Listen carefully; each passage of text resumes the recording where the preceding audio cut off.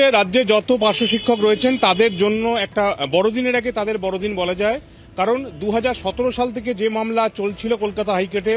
সেই মামলার 15ই ডিসেম্বর রায় ঘোষণা হয় এবং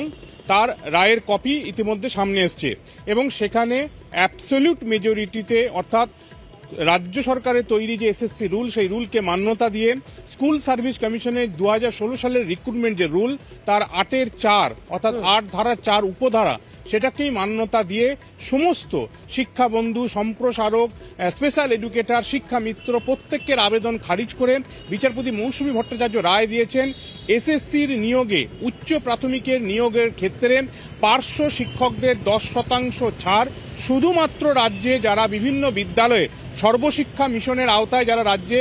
শিক্ষকতার কাজ করেন, যারা পার্শ্ব শিক্ষকের চাকরি করেন, তাদের জন্যই খোলা থাকবে। কাজেই 14,339 এই শূন্য পদের বিজ্ঞপ্তি বেরোয় 2016-র আগে এবং 2016 সালের যে উচ্চ প্রাথমিকের বিদ্যালয়গুলিতে শিক্ষক নেওয়া হবে, 14,339-এর মধ্যে 10% রাজ্য সরকার নিয়ম করে পার্শ্ব শিক্ষকদের ওই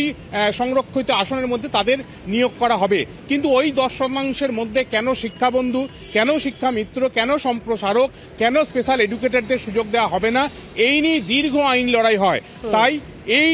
2017 সালের নভেম্বর মাসে কলকাতা হাইকোর্ট রায় দিয়ে জানায় যে মোট শূন্য পদে 10% নিয়ে যেহেতু ডিসপিউট, আইনি লড়াই, তাই এই 10% ছেড়ে রেখে বাকি শূন্য পদে নিয়োগ করবে এসএসসি। এই যতক্ষণ না হাইকোর্টে মামলা নিষ্পত্তি হচ্ছে ততদিন এই শূন্য পদে নিয়োগ করা যাবে না। কাজেই এই 1433 শূন্য পদ নিয়ে এতদিন ভাবেইনি এসএসসি,